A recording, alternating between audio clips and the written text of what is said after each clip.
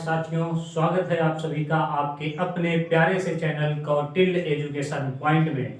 और आज की इस वीडियो में हम बात करने वाले हैं कि अगर आप टीजीटी, पीजीटी या फिर किसी और डिफरेंट एग्जाम की तैयारी कर रहे हैं, कॉम्पिटिटिव एग्जाम की जिसमें फिजिक्स आती है, तो उसके लिए आप किस तरीके से फिजिक्स की जो एनसीईआरटी बुक है उसको पढ़ना बहुत ही इफिशिएंट होगा या फिर जो आपके लिए बहुत ही प्रभावशाली होगा, उस तरीके की बात आज के इस वीडियो में होने जा रही है। तो आइए शुरुआत करते हैं इस वीडियो की।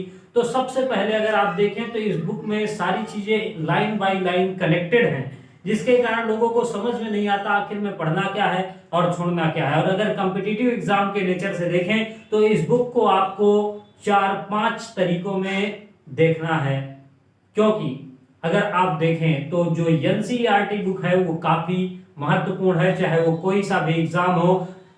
अब आपको कैसे पढ़ना है इसकी बात करते हैं। तो सबसे पहले अगर आप देखेंगे तो इस बुक के अंदर आपको समरी इस तरीके से देखने के लिए मिलती है। तो उस सारांश को, जो समरी लास्ट में आपको दी गई है, किसी भी चैप्टर को पढ़ने से पहले आपको उस समरी को पढ़ना है। उससे आपको एक बेसिकली आइडिया लगेगा कि आखिर में आपको एक्चुअल में क्या क्या चीजें पढ़नी है। और चूंकि आप फिजिक्स को पढ़ चुके होते हैं कई बार, भले ही आपने एनसीईआरटी से पढ़ा हो या फिर अदर बुक से, तो आपको इतना आइडिया रहता ही है कि क्या चीजें हैं इसके अंदर। तो पूरे की समरी पढ़िए, उससे आपको एक बेसिकली आइडिया लग जाएगा और बहुत सारी चीजें वहीं पर आपको क्लियर हो जाएंगी। आपको उसके लिए पूरे किताब को पढ़ने की जरूरत नहीं पड़ेगी। तो सबसे पहला जो पॉइंट है वो ये है कि इसकी समरी को पढ़ना है, पूरी बुक को सबसे पहले आपको नहीं पढ़ना है। फिर इसके बाद अगर आप देखेंगे तो दूसरा बॉक्स आपको इंग्लिश में लिखा मिलता है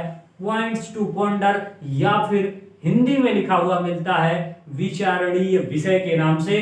तो उसको आपको पढ़ना है, उस पॉइंट्स टू पॉन्डर को बिल्कुल नहीं छोड़ना है, दूसरी बार उसको पढ़ना है। तो ये दो चीजें हो गई। फिर इसके बाद अगर आप इन दोनों चीजों को पढ़ लेते हैं तो आपको बेसिकली एक बहुत ही अच्छा सा आइडिया मिल जाता है। जैसे मैंने देखिए यहां पर जो थर्मल फिजिक्स है उसका एक छोटा सा प्रीव्यू पेज आपको दिखाया, सारांश का कितनी गजब की डेफिनेशन लिखी है ऊष्मा की और ताप की। ये सारी चीजें आपको एनसीईआरटी में सिर्फ समरी से ही आप पूरा काम चला लेते हैं। मतलब जितना आपको पढ़ने के लिए कई सारी चीजें लगेगी पलट करके समझने में, उतने में आप यहाँ से समरी से बहुत कुछ ले सकते हैं। और जो विचारणीय विषय है ये आपके अंदर एक कॉन्सेप्ट को भी डेवलप कर देता है, सवाल यहाँ से भी बन जाते हैं। तो तीसरा जो पॉइंट है वो ये है। फिर इसके बाद समरी और पॉइंट्स टू पॉइंटर को पढ़ने के बाद आपको अपने जिस भी एग्जाम की तैयारी कर रहे हैं उसके प्रीवियस ईयर क्वेश्चंस पेपर पर जाना है और उसके जो कॉन्सेप्चुअल क्वेश्चन पूछे गए, किसकी बात कर रहा हूं, कॉन्सेप्चुअल क्वेश्चंस पूछे गए हैं, उनको देखना है और फिर उस चैप्टर के उस कॉन्सेप्ट को पढ़ना है। सपोज करिए आप पढ़ रहे हैं रे ऑप्टिक्स, मतलब किरण प्रकाशिकी। तो उसमें जब प्रकाश एक मीडियम से दूसरे मीडियम में जाता है तो उसका कौन सी ऐसी चीज है जो कांस्टेंट रहती, मतलब नहीं बदलती है।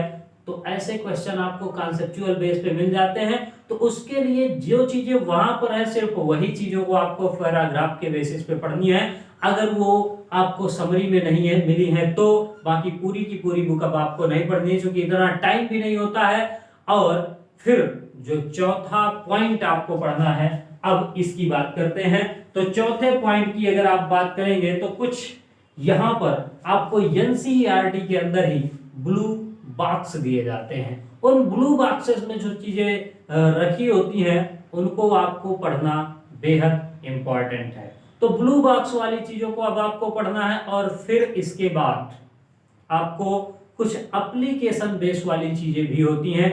यहां पर उन एप्लीकेशंस को एक बार देख लेना है, जैसे डायनेमो का काम क्या है, अल्टरनेटिंग करंट के एप्लीकेशन कौन कौन से हैं।